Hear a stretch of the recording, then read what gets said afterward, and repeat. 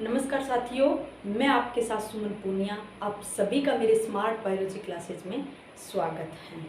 तो हम क्या पढ़ रहे थे? आवर्त बीजी पादपों के आकारिकी या पुष्पी पादपों के आकारिकी हम पढ़ रहे थे, जिसमें हमने क्या जड़ देख ली, तना देख लिया और पत्ती देख ली। उसके बाद हमने क्या देखा था? पुष्प देख लिया। ठीक है, फिर उसके बाद फल आता है जो आपके सिलेबस के अंदर नहीं है, लैब असिस्टेंट के अंदर। इसको मैं एक अलग से वीडियो बनाऊंगी जो सेकंड ग्रेड या 11th क्लास वाले बच्चों के काम में आएगा। ठीक है, उनके हैं, लेकिन लैब असिस्टेंट के अंदर क्या है? फल नहीं है, पुष्प तथा बीज की संरचना दे रखी है। ठीक है, तो आज हम पढ़ेंगे बीज की संरचना। ठीक है, बीज की संरचना, बीज यानी सीड। ठीक है, तो बीज की संरचना देखने से पहले मैं आप लोगों को बता देती हूँ कि किस तरह से इस बीज का निर्माण होता है या पुष्प के कौन से भाग से निर्माण होता है। ठीक है, तो देखिए, इसमें सबसे पहले आपको दो बातें याद रखनी है। कौन कौन सी? सबसे पहला है लैंगिक जनन। लैंगिक जनन का उत्पाद। बीज क्या है? लैंगिक जनन का उत्पाद है। इसका क्या अर्थ है लैंगिक जनन का उत्पाद? यानी कि ये क्या है? जैसे हमने क्या देखा, एक तना था। जैसे ये क्या था? एक तना था और इस पे इस तरह से ये किसका निर्माण हुआ था? ये तने, और तने से फिर क्या निकल रही थी? आपकी परन निकल रही थी और टहनी बन रही थी। जैसे इसकी मध्य सिरा थी और ये बाकी के जो सिरा तथा सिरिकाएं क्या नष्ट होती जा रही थी और इससे फिर क्या है? टहनी का इस तरह से निर्माण हो रहा था।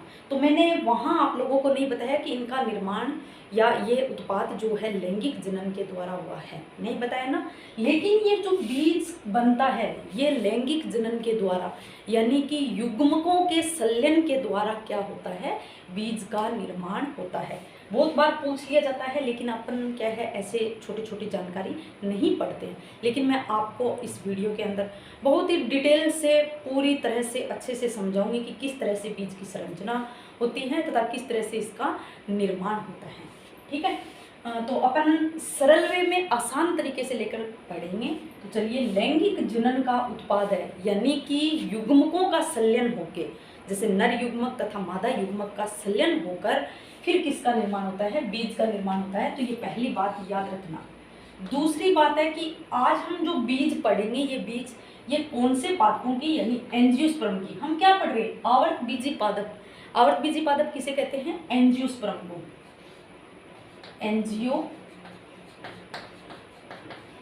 एंजियोस्पर्म या इसको हम कहेंगे आवर्त बीजी पादप, या फिर हम इसको क्या कह सकते हैं? पुष्पी पादप।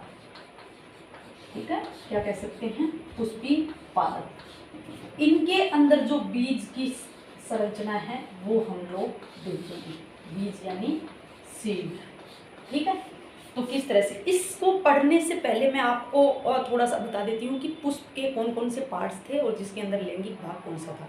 जल्दी से आप मेरे साथ रिवाइज भी कर लीजिए, क्योंकि मैं ये पहले पढ़ा चुकी हूँ। और यदि किसी ने पहले नहीं देखा है तो आप वहाँ जाके डिटेल से पढ़िए, तब आपको सब जायांग उमंग ये सब चीज़ क्या होती है। ठीक है, तो देखो हमने क्या देखा था कि इस तरह से क्या था, ये आपका पुष्पवृंत, और पुष्पवृंत के ऊपर क्या था? आपका पुष्पासन। ये क्या था? पुष्पवृंत। और ये आपका था क्या था? पुष्पासन। और इसके ऊपर आपका कौन सा? मादा भाग, जो क्या था? अंडाशय, वर्तिका और वर्तिकाग्र। ठीक है, और इसके अंदर क्या पाया जा रहा था? आपका बीजांड। इसके अंदर क्या पाया जा रहा था? बीजांड। ठीक है, फिर इसके अन्य पार्ट्स थे जो हमने क्या देखा? इस तरह से ये क्या था? पुमंग, पराकोश और फिलामेंट और योजी। ठीक है, फिर इसके बाद क्या थे? दलपुंज और बाह्यदल। ठीक है, बाह्यदल पुंज। ये हमने क्या देखा था? एक पुष्प के पार्ट्स देखे थे, जिसके अंदर ये क्या? जायांग कहें तो क्या? मादा भाग। कौन सा? एक पुष्प का मादा भाग। और ये क्या था? आपका नर भाग या पुमंग। ठीक है, ये क्या कहला रहे थे? पुमंग या नर भाग, या इंग्लिश में कहें तो ये क्या था? गाइनोसियम, और ये क्या था? आपका एंड्रोसियम। ठीक है, तो इसके अंदर हम देखेंगे कि ये जो परागकोश हैं, बीज का निर्माण इसके अंदर कहाँ होता है तथा इसकी प्रक्रिया कैसे है वो हम पढ़ेंगे। ठीक है, ये पुष्प बताने का रीजन क्या है कि आप लोग बीज की संरचना पढ़ लेते हो लेकिन आपको पता ही नहीं होता कि ये बीज पाया कहाँ जाता है, किस तरह से इस बीज का निर्माण हुआ है। तो इस बीज पढ़ने से पहले मैं इसकी क्या है आपको बैकग्राउंड में पीछे लेके जाती हूँ, किस तरह से इस बीज का निर्माण हुआ है तथा किस तरह से ये एक पुष्प के अंदर कहाँ पाए जाते हैं। तो देखो हमने कौन सा पार्ट देखा, मादा भाग के अंदर जो अंडाशय, ये क्या है अंडाशय, ठीक है, और इसके अंदर ये वाली संरचना क्या थी आपकी बीजांड, बीजांड, ठीक है। तो देखो अंडाशय से निर्माण होता है फल का और बीजांड से निर्माण होता है आपका बीज का, ठीक है। तो यानी कि एक फल पुष्प से किसका निर्माण होगा, एक फल का, और उस फल के अंदर क्या होगा बीज पाया जाएगा। यानी अब पूछे कि पादप के अंदर बीज कहाँ पाया जाता है, तो एक फल के अंदर क्या पाया जाता है, बीज पाया जाता है। और सबसे इम्पोर्टेंट चीज है कि अंडाशय से निर्माण किसका होता है, फल का निर्माण होता है। अंडाशय से किसका निर्माण होता है, फल का निर्माण होता है। बीज का निर्माण किससे होता है, आपके बीजांड से होता है। किससे, अंडाशय के अंदर जो बीजांड पाया जाता है उससे क्या है बीज का निर्माण होता है, ठीक है। जैसे एक फल के अंदर कई सारे क्या पाए जाते हैं, बीज पाए जाते हैं। वो कैसे कि जैसे क्या है बीजांड भी कई सारे हैं जो हमने पूरा डिटेल से पढ़ा है। आप इसका मेरे पीछे के लेक्चर देखोगे तो पूरा समझ में आएगा। जैसे मैंने क्या बताया था मटर का, ठीक है, मटर के अंदर कई सारे ऐसे बीज लगे हुए थे, ठीक है, वो क्या थे, किससे, बीजांड से निर्माण हुआ, ठीक है। और उस बीजांड के ऊपर क्या पाया जा रहा था, फल। जैसे मटर को हम, मटर की फली होती है उसको क्या कहते हैं, फल। और उसके अंदर क्या है, जैसे ये आपकी क्या थी, इस तरह से ये मटर, और यहाँ से इस के अंदर क्या लगे हुए थे, बीजांड यानी बीज, ये बीज थे। और इस पूरी फली को हमने क्या कहा, फल नाम दिया, ठीक है। इस फल के अंदर क्या लगे हुए हैं, ये बीज लगे हुए हैं, ठीक है। तो इसी तरह से आपको याद रखना है कि बीजांड का निर्माण बीजांड से किसका निर्माण हुआ है, आपके बीज का निर्माण हुआ है। और अंडाशय से किसका निर्माण हुआ है, तो आपके किसका, फल का निर्माण हुआ है। अब देखो अब क्या होता है कि ये परागकोश है, इस बीज का निर्माण कैसे होता है, तो वो में प्रक्रिया, यानी हम ये देखेंगे कि लैंगिक जनन के द्वारा किस तरह से बीज बनता है। तो देखो ये जो आपका परागकोश है, ये क्या है, परागकोश, जो मैंने आपको पहले ही बता दिया। इस परागकोश के अंदर क्या है कि ये क्या है, 4 कोष्ठकीय तथा क्या होता है, ये देखो इस तरह से द्विपाली, ये मैंने यहाँ क्या बताया, इस तरह से ये 2 पालियों में विभक्त, यानी परागकोश जो है द्विपालित तथा चतुष्कोष्ठीय क्या होता है, परागकोश। इस परागकोश के अंदर क्या पाए जाते हैं, परागकण पाए जाते हैं। परागकण क्या पाए जाते हैं, हम सबसे पहले किसकी संरचना देख रहे हैं, एक पुमंग की यानी नर भाग की देख रहे हैं, ठीक है। इसके अंदर क्या पाए जाते हैं, परागकण। अब देखो परागकण तक तो कोई दिक्कत नहीं, यहाँ से पूछ ले तो कोई दिक्कत नहीं। जैसे ही आप लोगों को नाम दे दिया जाता है नर युग्मकोद्भिद, तो कहोगे कि हमने तो नर युग्मकोद्भिद पढ़ा ही नहीं, ये कहाँ से आ गया। तो देखो मैं बता देती हूँ कि परागकण को ही क्या कहा जाता है, नर युग्मकोद्भिद। देखो नाम से ही समझ लिया करो, मैं हर बार यही आप लोगों को बोलती हूँ कि आपको वर्ड पकड़ो और उसका अर्थ समझो, ठीक है, तो आंसर अपने आप ही मिल जाएगा। देखो कैसे, नर, नर यानी कि हम क्या पढ़ रहे हैं, नर भाग का पढ़ रहे हैं, ठीक है। युग्म, युग्मक, युग्मक यानी नर युग्मक बना रहा है, ऐसी संरचना क्या कहलाती है, नर युग्मक बनाने वाली संरचना को ही क्या कहा जाता है, नर युग्मकोद्भिद कहा जाता है। ये परागकण अपने आप में नर युग्मक नहीं है, इस परागकण के अंदर क्या पाए जाते हैं, नर युग्मक पाए जाते हैं। जैसे मैं बता देती हूँ, ये आपका क्या है, परागकण, ठीक है। इस परागकण के अंदर क्या पाए जाते हैं, याद रखना, 2 नर केंद्र क्या पाए जाते हैं, 2 नर केंद्र पाए जाते हैं। ये पूरा क्या है, परागकण, और इस परागकण के अंदर क्या पाए जाते हैं, आपके 2 नर केंद्रक पाए जाते हैं, ठीक है।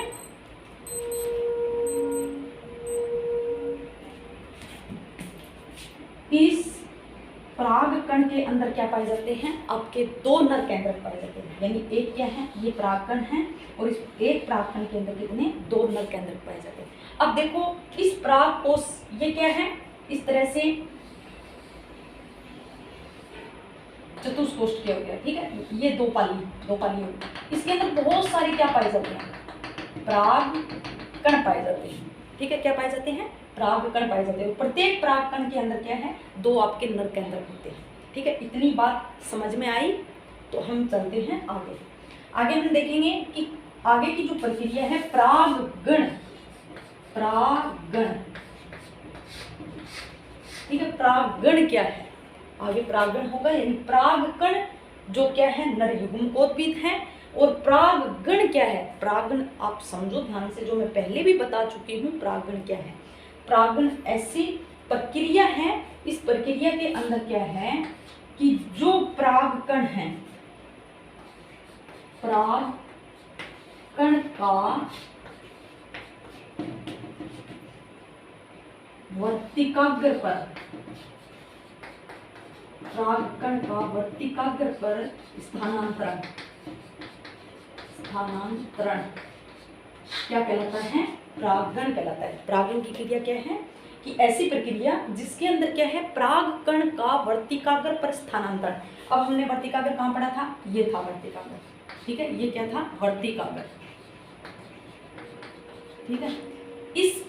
इसके परागकोश के अंदर, यानी कि ये परागकोश क्या है, ये ऐसे प्रस्फुटित होगा, यानी फट जाएगा। फटने के बाद यहाँ से क्या निकलेंगे, परागकण निकलेंगे। और ये परागकण कहाँ आएंगे, इस वर्तिकाग्र पर आएंगे, ठीक है। ऐसी प्रक्रिया को हमने क्या नाम दिया, परागण, ठीक है। ये जैसे एक ही पुष्प के अंदर हो रहा है, एक ही पुष्प के अंदर ऐसी प्रक्रिया हो रही है, तो उसे कहेंगे स्वपरागण। जब दूसरे पुष्प से आकर परागकण दूसरे पुष्प पे जा रहे हैं, तो उस ऐसी प्रक्रिया को क्या कहेंगे, परपरागण। परपरागण विशेषतः कीटों के द्वारा होता है या वायु के द्वारा भी होता है, ठीक है। तो इतनी बात समझ में आई। अब हम देखते हैं कि इसके ऊपर परागकण आकर क्या क्रिया करते हैं, ठीक है। तो इतना आप लोगों को समझ में आया होगा। चलें अब हम आगे। तो मैं यहाँ से हटा देती हूँ, आप इसको मेरे वीडियो को पॉज करके नोट कर लेना।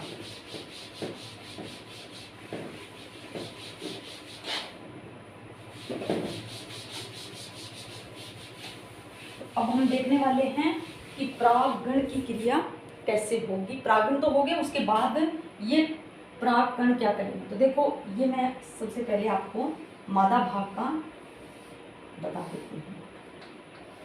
ये आपका अंडाशय हो गया और इसके ऊपर ये क्या, पुष्पासन, ठीक है। अब यहाँ से क्या आए आपके, यहाँ आ गए ये क्या आ गए, परागकण। ये क्या है, परागकण, या दूसरा नाम क्या है, नर युग्मकोद्भिद। यदि आपको याद रखना है तो इसको परागकण न बोलकर नर युग्मकोद्भिद बोलते जाइए, तो आपके ज़्यादा याद हो जाएगा, ठीक है। यानी कि ये जैसे ये है, ये आपके यहाँ आकर क्या होंगे, ये अंकुरित होंगे। क्या होंगे, अंकुरित, यानी कि इससे क्या निकलेगी, पराग नलिका निकलेगी, ठीक है। जैसे मैं यहाँ बना के बता देती हूँ, ये आपके क्या है, परागकण, और इससे अंकुरण के दौरान क्या निकली, इससे पराग नलिका निकली। और ये पराग नलिका निकलने के बाद ये केंद्र घिसक के कहाँ आ जाएंगे, नीचे आ जाएंगे। ये यहाँ नहीं रहकर कहाँ, नीचे आ जाएंगे, ठीक है। और इसके अंदर हम लोगों को पता है क्या पाया जा रहा है, आपका बीजांड पाया जा रहा है। क्या पाया जा रहा है, बीजांड, ठीक है। और इसके अंदर फिर आगे क्या है, जो आपकी मादा युग्मकोद्भिद है वो यहाँ पाया जाता है। बीजांड के अंदर मादा युग्मकोद्भिद पाया जाता है, ठीक है। तो इस तरह से ये पराग नलिका आगे की तरफ क्या है, वृद्धि करती जाएगी। और यहाँ से बीजांड द्वार से होते हुए इस केंद्रक के अंदर मादा युग्मक जो है उसके अंदर क्या कर लेंगे, ये नर केंद्रक संलयन कर लेंगे। और जिसके थ्रू क्या बनेगा, युग्मनज बनेगा, और जिससे एक बीज का निर्माण हो जाएगा, ठीक है। ये पूरी प्रक्रिया आपके 12th क्लास के चैप्टर के अंदर पूरी डिटेल से दी हुई है, पुष्पी पादपों में लैंगिक जनन। हम जब 12th का पढ़ेंगे वहाँ हम इसको पूरे डिटेल से पढ़ेंगे, लेकिन आज के लिए इतना ही पढ़ना है, क्योंकि आपके सिलेबस के अंदर दे रखा है केवल बीज की संरचना, ठीक है, ये तो मैं आप लोगों को बता रही हूँ कि आपको डायरेक्ट यदि बीज की संरचना बता दूँ तो आपके समझ में नहीं आएगी, लेकिन इसका निर्माण किस तरह से हुआ है तो इससे पहले हम उसका पीछे का जो देखेंगे तो अपने ज़्यादा बेटर समझ में आएगा और ज्ञान जो लिया हमने वो स्थायी भी रहेगा। ठीक है, तो इस तरह से ये यहाँ आया। ठीक है, अब देखो, अब हमको देखना है इसकी संरचना कि इस बीजांड के अंदर क्या क्या है। ठीक है, अब तक तो हमने क्या पढ़ा, नर भाग, कि नर भाग यानी नर केंद्र पढ़ा। अब देखो, नर केंद्र के बाद हमको मादा केंद्र भी पढ़ना पड़ेगा, तो ठीक है, वो कहाँ है आपके बीजांड के अंदर। तो मैं इस बीजांड की संरचना को देख लेती हूँ किस तरह से।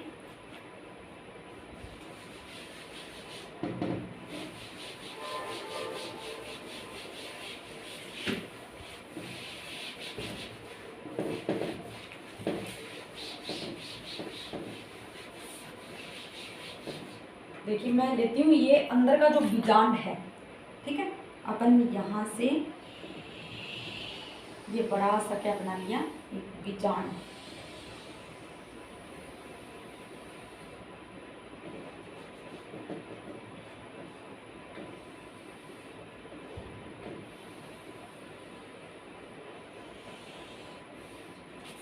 ये क्या है आपका बीजांड।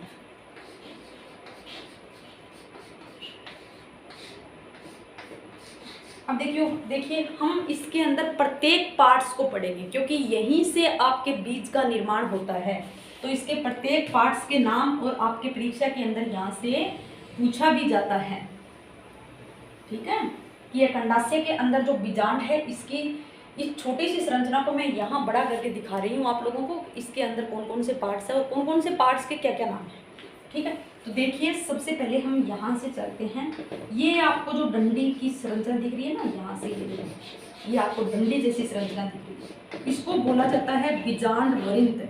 क्या बोला जाता है, बीजांड वृंत। ठीक है, कि जैसे आपके डंडी जैसी संरचना जहाँ भी दिखेगी तो उसी को हम वृंत कहेंगे। जैसे हमने क्या देखा, ये क्या देखा, पुष्प वृंत, डंडी जैसी संरचना पुष्प वृंत। ठीक है, और यहाँ ये क्या है, बीजांड वृंत। अब आपको जहाँ भी डंडी दिखे उसको वृंत मत बोल देना, क्योंकि ये तो अपने साइंस के अंदर है, जिसको हम जोड़ के सामान्य भाषा से याद करने के लिए चल रहे हैं। कि जैसे ही पुष्प के पौधे के अंदर डंडी जैसी संरचना दिख रही है, वहाँ हमने उसका वृंत नाम दिया। यानी पुष्प के अंदर दिख रही है तो पुष्प वृंत, और बीजांड के अंदर दिख रही है तो इसको हमने क्या नाम दे दिया, बीजांड वृंत। अब देखिए, ये है आपका बीजांड वृंत, और ये जिस भाग से लगा हुआ है, यहाँ देखो, अंडाशय की दीवार से, बीजांड क्या है, अंडाशय की दीवार से किस भाग से लगा हुआ है, इस भाग से, इसको बोलेंगे हम बीजांडासन। क्या कहेंगे, बीजांडासन, या इसको बोला जाता है प्लेसेंटा। ठीक है, अब पूछ ले बीजांडासन क्या है, तो आपको बताना है कि बीजांड जब अंडाशय की भित्ति से जिस संरचना से लगा होता है, बीजांड अंडाशय की भित्ति से जिस संरचना से लगा होता है, उसे क्या कहते हैं, बीजांडासन या प्लेसेंटा। इतनी बात समझ में आई। तो चलो अब हम आगे चलते हैं कि देखो, ये आपको स्तर दिख रही है ना, दो स्तर इस तरह से। ठीक है, इसको बोला जाता है अध्यावरण। अध्यावरण क्या कहेंगे, अध्यावरण। ठीक है, ये है आपके अध्यावरण। अब देखो, कहीं पे आपको ये दोनों अध्यावरण आपस में जुड़े हुए नहीं दिखाई दे रहे। कहाँ, यहाँ इस संरचना को बोला जाता है बीजांड द्वार।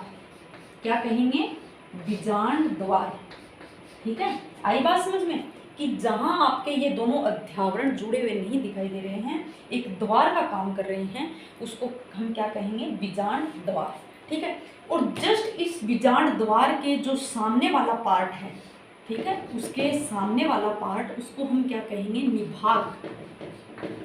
ठीक है, वो क्या कहलाएगा, आपका निभाग।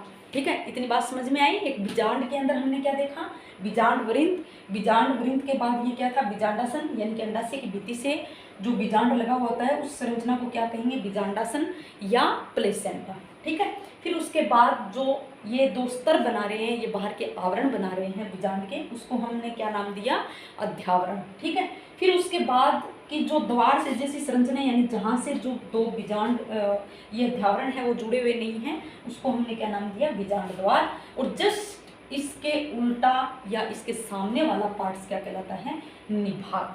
तो इतनी बात आप लोगों को समझ में आई है, ठीक है। ये इसके बाद देखिए यहाँ जो ये आपको दिख रहा है इस तरह से, ये क्या होगी, एक कोशिका होगी।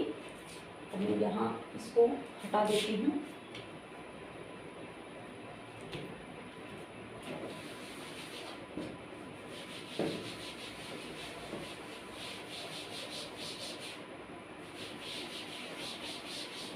तो देखिए ये आपको जो दिख रहा है ना, इसको बोला जाता है भ्रूण कोश।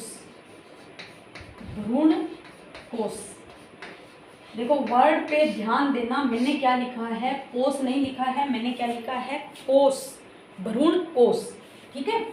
तो इस भ्रूण के कोश के अंदर ही क्या होता है, आपका बीज या जो आपके इसके साथ में भ्रूण कोश होता है, ठीक है। तो ये है आपका क्या है, भ्रूण कोश, ठीक है। अब हम देखेंगे इस भ्रूण कोश की संरचना को, देखेंगे कि इसके अंदर किस तरह से इसकी संरचना होती है तथा किस तरह से इससे बीज का निर्माण है, ठीक है। तो मैं इसकी पूरी बड़ी सी संरचना आप लोगों को यहाँ बना देती हूँ। ये हमने क्या ले लिया, ये आपका ले लिया हमने भ्रूण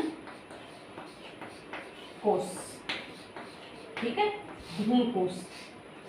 तो अब देखिए इस भ्रूण कोश के अंदर क्या पाई जाती है, एक बड़ी सी कोशिका पाई जाती है।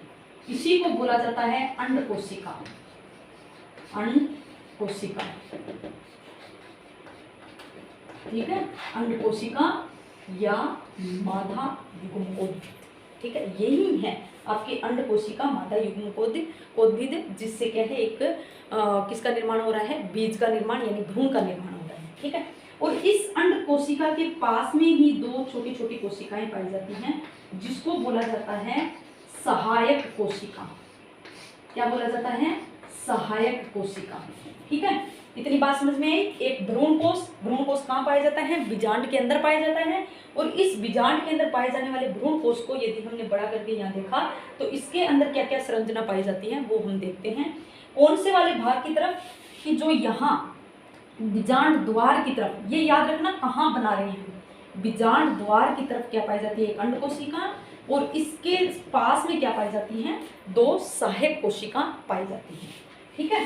इतनी बात समझ में, ये कहाँ किस तरफ, बीजांड द्वार की तरफ। अब इसके उल्टा यानी निभाग की तरफ, निभाग की तरफ इस भ्रूण कोश के अंदर क्या पाई जाती हैं, तीन कोशिकाओं का समूह पाया जाता है, जिसे क्या कहेंगे, प्रतिमुखी कोशिका, प्रतिमुखी कोशिका।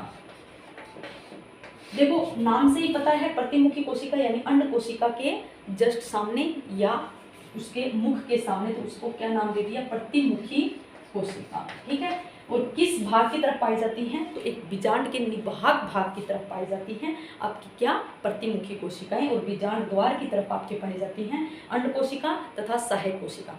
अब देखिए, अब इन दोनों को मिलाकर, इसको अंड कोशिका तथा सहायक कोशिकाओं को मिलाकर इनको क्या नाम दिया गया, अंड समुच्चय, अंड समुच्चय, क्या नाम दिया गया, अंड समुच्चय। अब आपसे पूछे कि अंड समुच्चय क्या है, तो ऑप्शन के अंदर यदि दे अंड कोशिका तथा सहायक कोशिका प्लस में दिया हो तो उसको बोलना है आपको अंड समुच्चय, न कि अकेली अंड कोशिका को, ठीक है।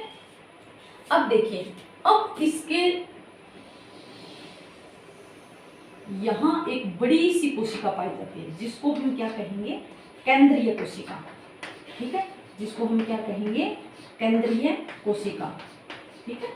अब आप सोच रहे होंगे कि इस बड़ी सी केंद्रीय कोशिका के अंदर ये तीन कोशिका पाई जाती है, ना ना ना, इनके पास, इनके अंदर नहीं पाई जाती है। अब जैसे देखो, ये एक मैंने क्या लिया, जैसे ये केंद्रीय कोशिका ले ली, बड़ी सी कोशिका, इसके अंदर, इसके पास में जैसे ये तीन कोशिका, ये एक बड़ी सी कोशिका हो गई, और इसके पास में ये क्या है, तीन कोशिका, इसके अंदर नहीं है, इसके पास में है।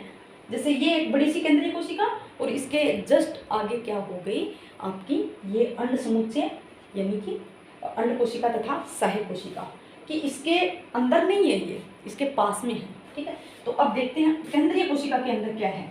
इसके अंदर आपके दो केंद्रक पाए जाते हैं, जिनको बोला जाता है ध्रुवीय केंद्रक। क्या बोला जाता है, ध्रुवीय केंद्रक, ठीक है। इसे क्या कहेंगे, ध्रुवीय केंद्रक, ठीक है। आई होप इतना समझ में आएगा आपको। मैं दोबारा से रिवाइज करवा देती हूँ कि किस तरह से कि एक बीजांड हमने देखा, बीजांड के पार्ट देख लिए, उसके अंदर क्या पाया जाता है, भ्रूण कोष पाया जाता है जिसको बोला जाता है एम्ब्रियो सेक। ठीक है, एम्ब्रियो सेक। इस एम्ब्रियो सेक की यदि अपन संरचना देखें तो इसके अंदर क्या क्या पाया जाता है, तो हम देखते हैं कि एक बीजांड द्वार की तरफ एक बड़ी सी कोशिका पाई जाती है जिसको हमने क्या नाम दिया, अंड कोशिका। उसके पास में दो छोटी सहायक कोशिका पाई जाती है और सहायक कोशिका तथा अंड कोशिका को मिलाकर हमने क्या नाम दिया, अंड समुच्चय नाम दिया। और फिर उसके जस्ट सामने क्या पाई जाती है, यानी निभाग भाग की तरफ क्या पाई जाती है, प्रतिमुखी कोशिका। और फिर इसके पास में एक बड़ी सी कोशिका होती है जिसको क्या कहते हैं, केंद्रीय कोशिका कहते हैं। ठीक है, सेंट्रल सेल। फिर उसके अंदर क्या पाए जाते हैं, दो ध्रुवीय केंद्र यानी पोलर न्यूक्लियस। ठीक है, दो ध्रुवीय केंद्र होते हैं। अब देखो, अब जो यहाँ जो आपके जो नर केंद्र, यहाँ मैं बता देती, जो हमने क्या देखा था कि ये आपका यहाँ थोड़ा सा दिख रहा होगा, मैं तो यहाँ बता देती हूँ कि ये आपकी क्या थी, एक जायांग भाग, और इससे यहाँ जो परागण आए वो नलिका रूपी प्राग नलिका से बीजांड द्वार से होता हुआ यहाँ आए थे। और हमको पता है इस पराग कण के अंदर क्या थे, आपके दो नर केंद्रक थे। क्या थे, दो नर केंद्रक। ठीक है, और ये इस पराग नलिका से होते हुए यहाँ निकल जाएंगे और कहाँ से, बीजांड द्वार से यहाँ प्रवेश करते हैं। प्रवेश करने के बाद इसका जो एक नर केंद्रक है वो तो क्या है, इसके साथ संलयन कर लेगा, और दूसरा जो नर केंद्रक है वो आपकी अंड कोशिका के साथ क्या कर लेगा, संलयन कर लेगा। ठीक है, इस नर तथा मादा केंद्रक के संलयन को क्या कहते हैं, निषेचन। ठीक है, याद रखना क्या बोला जाता है, निषेचन। अब देखो यहाँ बहुत ही इंपॉर्टेंट बात है, बार बार पूछा भी जाता है कि देखो दो केंद्रक दो बार क्या कर रहा है, निषेचन कर रहा है। एक केंद्रक ध्रुवीय केंद्र के साथ और एक आपका किसके साथ, अंड कोशिका के साथ। यानी निषेचन कितनी बार हो रहा है, दो बार। तो ऐसे निषेचन को हम कहेंगे द्विनिषेचन, द्विनिषेचन, या फिर इसको कहेंगे दोहरा निषेचन, दोहरा निषेचन। ठीक है, दोहरा निषेचन। याद रखना पूछा जाता है कि एक बीज का निर्माण किसके दौरान होता है, तो द्विनिषेचन के दौरान या द्विनिषेचन के द्वारा क्या होता है, आपके बीज का निर्माण होता है। ठीक है, अब देखो एक छोटा सा और बता देती हूँ, इसकी खोज किसके द्वारा की गई, नवासचीन।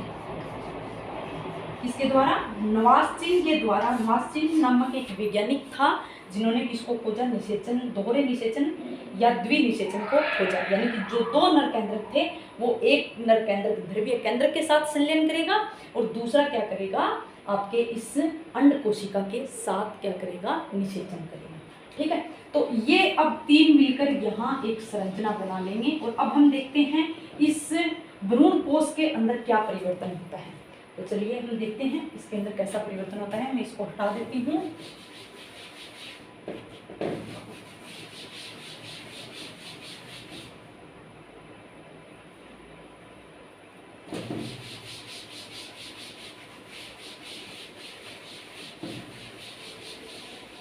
तो देखिए हमारी ये क्या था, भ्रूण कोश था।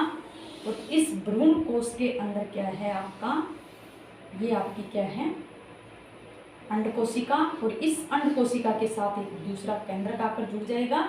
और यहाँ जो आपका क्या था, एक बड़ी सी कोशिका थी और इसके अंदर क्या था आपका, यहाँ क्या पाए जा रहे थे, ये दो ध्रुवीय केंद्र और इसके साथ एक नर केंद्रक जुड़कर ये दोनों क्या कर लेंगे, संलयन कर कर क्या बना लेंगे, युग्मक बना लेंगे। ठीक है, त्रिसंलयन होता है, यहाँ द्विसंलयन होता है, यानी दो केंद्र का संलयन है और यहाँ तीन केंद्रकों का संलयन हो रहा है। ठीक है, अब देखो ये तो क्या बनाएगा, ये तो यहाँ से तो बनेगा आपका क्या बनेगा, भ्रूण बनेगा। अंड कोशिका तो क्या बनाएगी, आपका भ्रूण बनाएगी। ठीक है, और ये क्या करेगा, अब देखो यहाँ की जो प्रतिमुखी कोशिका है, यहाँ जो प्रतिमुखी कोशिका तथा इसके साथ में जो सहायक कोशिका पाई जा रही थी वो सबकी सब क्या हो जाएगी, नष्ट हो जाएगी। वो क्या हो जाएगी, आपकी नष्ट हो जाएगी यहाँ से। तो ये नष्ट होकर जाएगी कहाँ, कि जैसे ये आपका क्या बना, भ्रूण। अब देखो इस भ्रूण को विकास करने में इसको पोषण की तो आवश्यकता होगी ना। तो ये जो प्रतिमुखी कोशिका तथा सहायक कोशिका क्या है, ये यहाँ ये अपने नष्ट होकर ये इसको क्या है, पोषण प्रदान करेगी। ठीक है, पोषण प्रदान करेगी। तो इतना ही काफ़ी नहीं है कि प्रतिमुखी कोशिका तथा सहायक कोशिका ही इसको पोषण दे पाए, नहीं, इससे तो इसकी भूख मिटने वाली नहीं है। फिर क्या होगा कि ये जो ध्रुवीय केंद्रक जो बना था ना, ये क्या करेगा, इस तरह से मैं बता देती हूँ, मैं तो यही बता देती हूँ कि ये है, सबसे पहले हमने क्या देखा कि ये केंद्रक बना, 3 केंद्रकों के संलयन से फिर एक बन गया। इसके अंदर फिर क्या होगा, विभाजन होगा, तो क्या बनेंगे 2, फिर 2 से क्या बनाएंगे, फिर इनका भी आगे विभाजन होगा तो क्या बनाएंगे 4। इस तरह से ये क्या बनाते जाएंगे, बहुत सारी कोशिकाएं बनाती जाएगी। और ये कोशिकाएं किसका काम करेगी, ये पोषण प्रदान करेगी, किसको, भ्रूण को। अब देखो, अब इसका यहाँ नाम चेंज हो जाता है, इसको बोला जाता है, इस संरचना को या इसको का क्या कहेंगे, यानी कोशिका बार बार विभाजित होकर ये पोषण प्रदान करने के लिए उपयोगी है, तो इसको भ्रूण कोश नह कहकर, ये तो भ्रूण कोश था, पूरी संरचना को हमने भ्रूण कोश नाम दिया, लेकिन यहाँ जो था उसको हम कहेंगे भ्रूण पोष। ठीक है, अब देखो नाम से देखो, भ्रूण यानी पोष, पोषण प्रदान, भ्रूण को पोषण प्रदान करने वाली संरचना क्या कहलाती है, भ्रूण पोष कहलाती है। तो इसको हमने क्या नाम दिया, भ्रूण पोष। अब पूछे भ्रूण पोष का निर्माण किसके थ्रू हुआ है, तो आपके निषेचन के, द्विनिषेचन के द्वारा। कहाँ से, कि ध्रुवीय केंद्रक के साथ नर केंद्रक जोड़कर क्या बनाई, कई सारी कोशिकाओं में विभाजित हो गई, बार बार विभाजित करती गई और किसका निर्माण कर दिया, भ्रूण पोष का। यदि आपने यहाँ अच्छे से समझ लिया तो आपको क्या है, क्वेश्चन के आंसर देने में कहीं कोई दिक्कत नहीं आएगी, कि यहाँ से कुछ भी पूछ ले तो आप फटाक से आंसर दे दोगे। लेकिन यहाँ के जो कंसेप्ट है वो एक बार क्लियर कर लीजिए। मैं कहूँगी कि आपको एक बार देखने में बिल्कुल भी समझ में नहीं आएगा, क्योंकि आपने बेसिक नॉलेज नहीं पढ़ा होगा, या फिर जो अभी 11th क्लास वाले हैं, जो 10th के अंदर से है, वैसे भी 3 साल के अंदर क्या है, कोरोना का काल चल रहा है, तो बच्चों ने बुक नहीं उठाई है। तो आपको क्या है, इस वीडियो को 2 बार 3 बार देखोगे तो आपके डेफिनेटली समझ में आ जाएगा। ठीक है, तो देखिए ये क्या है, आपका भ्रूण पोष। ठीक है, ये क्या कहला रहा है, भ्रूण पोष। और यहाँ इससे किसका निर्माण हो रहा है, भ्रूण का। ये युग्मक है, युग्मनज, क्या बना लेंगे, युग्मनज। यानी युग्मक तो किसको कहेंगे, जैसे एक नर युग्मक तो उसको हमने युग्मक, नर भाग को, और जो मादा भाग है उसको हमने क्या, मादा युग्मक कह दिया। जब दोनों जुड़ जाते हैं तो उसको बोला जाता है युग्मनज। क्या कहेंगे, युग्मनज। ठीक है, तो ये क्या था, ये आपका भ्रूण पोष याद रखना। ये क्या कार्य करता है, ये आपका क्या है, इस भ्रूण को क्या करता है, पोषण प्रदान करता है, इसीलिए तो इसका नाम पड़ा है भ्रूण पोष, यानी भ्रूण को पोषण प्रदान करने वाला। ठीक है, अब देखिए, अब इस कोशिका को हम क्या कहेंगे, इसका भी नाम चेंज कर दिया जाता है। यहाँ हमने क्या नाम दिया, केंद्रीय कोशिका, इसको हमने क्या नाम दिया था, केंद्रीय कोशिका, केंद्रीय कोशिका। ठीक है, अब इसका नाम हो जाएगा PEC, यानी क्या कहेंगे, प्राथमिक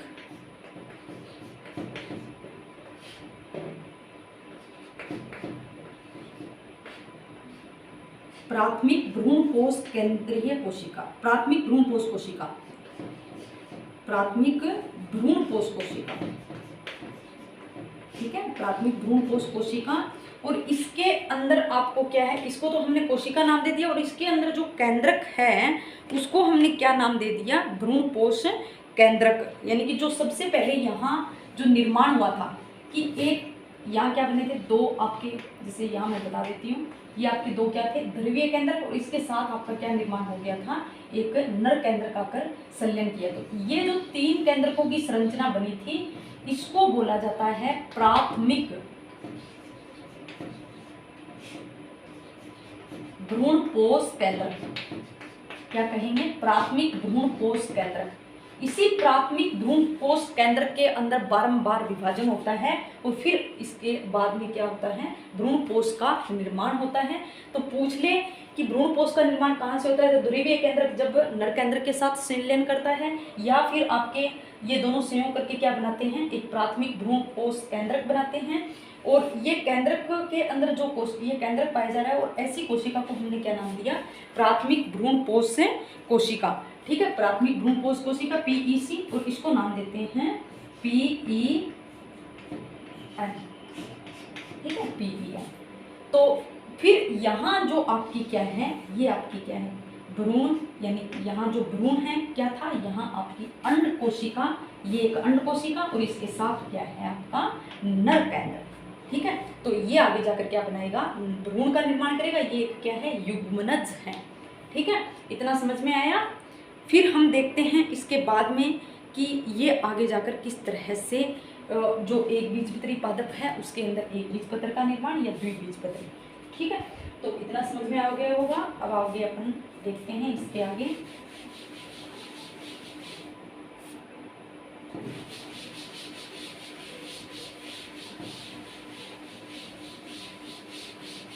एक और बता देती हूँ आपको, सबसे इम्पोर्टेंट बात है कि जो द्विनिषेचन हमने पढ़ा, ठीक है, हमने क्या देखा था, द्विनिषेचन, निषेचन या दोहरा निषेचन। देखो ये कहाँ पाया जाएगा, पादपों में पाया जाता है और पादपों में भी किस भाग, किस जगत के अंदर या किसके अंदर पाया जाता है, कौन से वर्ग संघ के अंदर पाया जाता है, ठीक है। तो देखिए किस तरह से कि ये जो द्विनिषेचन है, ये द्विनिषेचन की प्रक्रिया पादपों में कहाँ पाई जाती है। तो आप याद रखना, न तो ये है थेलोफाइटा में पाया जाता है, न ब्रायोफाइटा में पाया जाता है, न आपका टेरिडोफाइटा में पाया जाता है और न ही जिम्नोस्पर्म में। केवल और केवल कहाँ पाया जाता है, केवल और केवल आपके एंजियोस्पर्म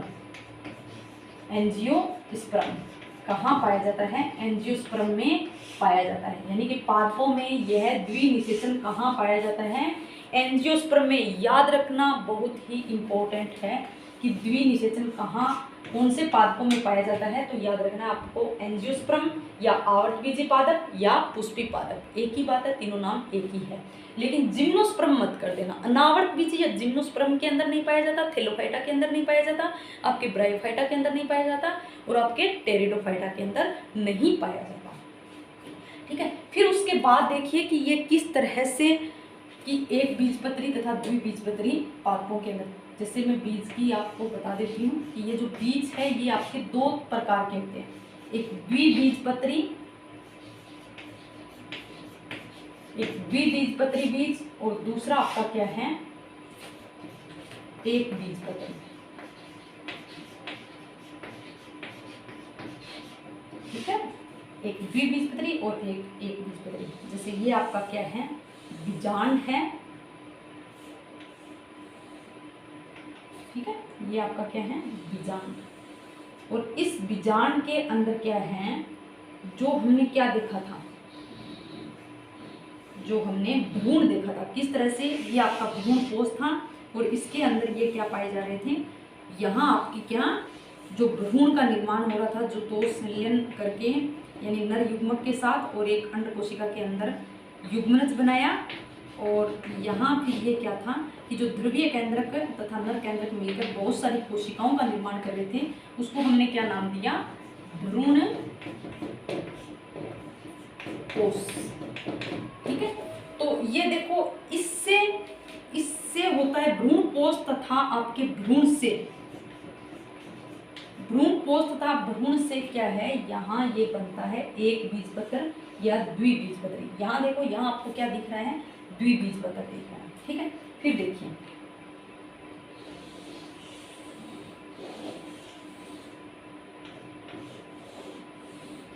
ये आपका क्या है, बीजांड, और ये बीजांड की आवरण, और इसके बाद ये आपका क्या पाया जाता है, भ्रूण, यानी कि इस तरह से, ठीक है। अब देखो यहाँ आपको ये है बीजपत्र, ये क्या है, बीजपत्र। जैसे मैंने स्टार्टिंग में बताया था कि एक पादप, जब बीज को हम जमीन के अंदर बोते हैं और उससे क्या निकलता है, एक पादप का निर्माण होता है। और सबसे पहले जो दो पर्ण बनती है वो किससे बनती है, इन बीज पत्रों से बनती है। यानी कि जो द्विबीजपत्री पादप है उसके अंदर दो पर्ण निकलेगी एक साथ, जो एक बीजपत्री पादप है उसके अंदर एक पर्ण सबसे पहले निकलती है। तो वो कहाँ से निकलती है, वो बीज पत्रों से निकलती है, ठीक है, यानी कि बीज के पत्तर, ठीक है। अब देखो ये जो भ्रूण कोष जो है ये क्या है, कई पादपों में तो क्या है, ये नष्ट हो जाएगा, यानी कि ये पोषण प्रदान पूरा का पूरा किसको, भ्रूण को दे देगा और सिर्फ भ्रूण ही पाया जाता है। लेकिन कई पादपों के अंदर क्या है आपका ये भ्रूण पोष पाया भी जाता है, भ्रूण के साथ साथ है भ्रूण पोष भी आपका पाया जाता है। वो हम देखेंगे किसके अंदर पाया जाता है। तो आपको देखना है कि ये आपका क्या है, द्विबीजपत्री बीज की संरचना हम देख रहे हैं। तो ये द्विबीजपत्री बीज की संरचना के अंदर क्या है, आपके दो बीजपत्र पाए जाते हैं और इस तरह से इस दो बीजपत्रों के अंदर क्या है, इस तरह से ये क्या है, यहाँ आपका क्या प्रांकुर, यहाँ किसका निर्माण होगा, प्रांकुर का, और इधर ये एक बीजपत्र है यहाँ बनेगा। देखो ये आप सोचोगे कि ये एक ये दिख रहा है, एक ये दिख रहा है, द्विबीजपत्र, ना ना ये द्विबीजपत्र नहीं है। देखो ये तो है इसके अंदर भ्रूण कोष, ये क्या है भ्रूण कोष। जैसे मैंने अभी क्या कहा कि कुछ पादपों के अंदर कुछ पादपों के बीजों के अंदर तो क्या है भ्रूण कोष पाया जाता है, लेकिन कुछ पादपों के बीजों के अंदर भ्रूण कोष नहीं पाया जाता है। तो जो एक बीजपत्री पादप है वहां क्या पाया जाता है, भ्रूण कोष पाया जाता है। ये आपका भ्रूण कोष है और ये है आपका बीजपत्र एक। तो ये आपका क्या है प्रांकुर, और इसके नीचे यहाँ किसका निर्माण होगा, मूलांकुर का निर्माण होगा। किसका, मूलांकुर का निर्माण होगा। ठीक है, तो इस तरह से यानी द्विबीजपत्री पादपों में क्या है आपके दो बीजपत्र, यहाँ एक ही बीजपत्र पाया जाता है। इसकी संरचना भी हम थोड़ी थोड़ी देखेंगे। इससे पहले आप इनके एग्जाम्पल देखिए कि द्विबीजपत्री के अंदर कौन कौन से एग्जाम्पल, या मैं कह दूं कि द्विबीजपत्री जितने भी पादप हैं तो उसको हम क्या नाम देंगे, द्विबीजपत्री बीज ही कहेंगे। ऐसे बीजों को हम क्या कहेंगे, द्विबीजपत्री बीज। उनके अंदर क्या है, भ्रूण कोष नहीं पाया जाता है। ध्यान देने वाली बात कि भ्रूण कोष क्या द्विबीजपत्री बीजों के अंदर भ्रूण कोष पाया जाता है, तो भ्रूण कोष इसके अंदर नहीं पाया जाता है। लेकिन एक अपवाद है, मैं बता देती हूँ, एक अपवाद है जो क्या है, अरंडी, यानी अरंडी के जो बीज है या अरंडी के जो बीज है उसके अंदर क्या है भ्रूण कोष पाया जाता है, ये इसका अपवाद है। अब हम देखते हैं एक बीजपत्री के अंदर, एक बीजपत्री बीजों के अंदर क्या पाया जाता है, आपका भ्रूण कोष पाया जाता है, लेकिन इसके अंदर भी एक अपवाद है जिसके अंदर क्या है भ्रूण कोष नहीं पाया जाता है। उसका नाम है आर्किड। क्या नाम है, आर्किड। यह अभ्रूण कोषी कहलाता है।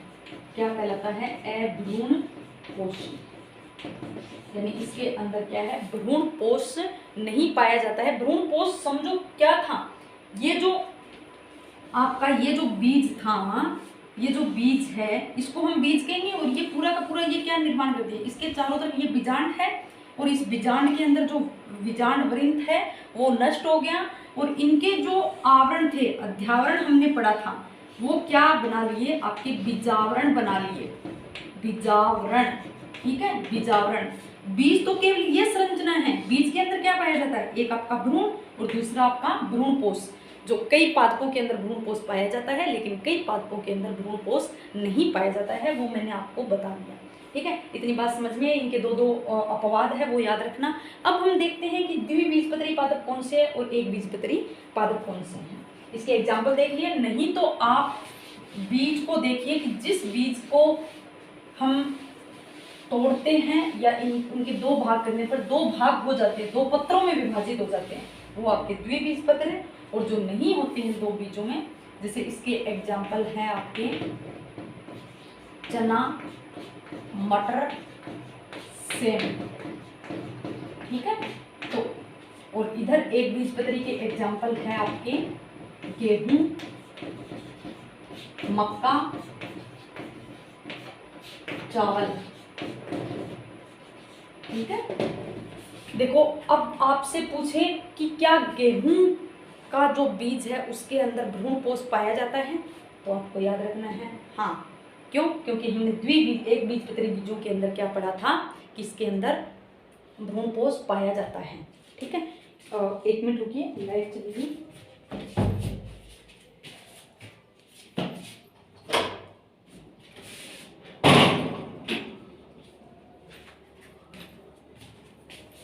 अब तो थोड़ा ही रहा है, बस इसी के साथ अपना चैप्टर भी कंप्लीट हो जाएगा। तो देख लीजिए इस तरह से कि इसके अंदर आपसे पूछे कि गेहूं या मक्का या चावल के अंदर क्या है, आपके भ्रूणपोष पाए जाते हैं, क्योंकि ये एक बीजपत्री है। ठीक है, यहाँ पूछे चना मटर सेम के अंदर क्या भ्रूणपोष पाया जाता है, ना, इसके अंदर आपके भ्रूणपोष नहीं पाए जाते हैं। तो अब मैं एक और बता देती हूँ कि ये जो भ्रूणपोष जो बना, ये जो बीज बना है, इस बीज के जो आवरण बने उसके सबसे बाहरी आवरण को तो हम क्या कहेंगे, टेस्टा, और दूसरे आवरण को हम क्या कहेंगे, टैगमन। ये भी याद रखना, ये भी पूछ लिया जाता है कि एक बीज के निर्माण के अंदर जो सबसे बाहरी आवरण है वो आपका क्या कहलाता है, टेस्टा, और दूसरा आवरण क्या कहलाता है, टैगमन। अब देखो यहाँ देखें तो अपने एक बीजपत्री के अंदर जो चारों ओर परत है उसको बोला जाता है एल्यूरोन परत, एल्यूरोन परत। ठीक है, एल्यूरोन परत। और यहाँ जो भ्रूणपोष तथा जो आपके बीज पत्र है, इसके बीच जो ये पाई जाती हैं, ये उपकला है, यानी एपिथेलियम की परत पाई जाती है। ठीक है, तो ये था अपना आज का बीज, और यहीं इस बीज की संरचना के जो चैप्टर है इसी के साथ हम कंप्लीट करते हैं। आवर्त बीजी पादप या पुष्पी पादपों की आकारिकी है वो यहाँ कंप्लीट हो जाता है। अब हम इसके बाद में हम देखेंगे इनके क्वेश्चन। आप मेरे को कमेंट में ज़रूर डाल दीजिए क्या इस चैप्टर के बाद आपको क्वेश्चन करवाने हैं या फिर नया चैप्टर स्टार्ट कर दूँ, क्योंकि यदि आप चाहो तो मैं इसके कुछ इंपॉर्टेंट क्वेश्चन लेके आ जाऊँ, नहीं तो फिर मैं आगे अपना चैप्टर स्टार्ट कर दूँगी। ठीक है, तो आज के लिए इतना ही। पढ़ते रहिए और इस चैप्टर को आप बार बार रिवाइज कीजिए। जो मेरे पीछे के वीडियो है वो आप देखिए, कम से कम आप 2 बार देखोगे तो समझ में आएगा, वरना समझ में नहीं आएगा, ऊपर से ही जाएगा। ठीक है, ओके, टेक केयर, पढ़ते रहिए और अपने स्वास्थ्य का भी ध्यान रखें।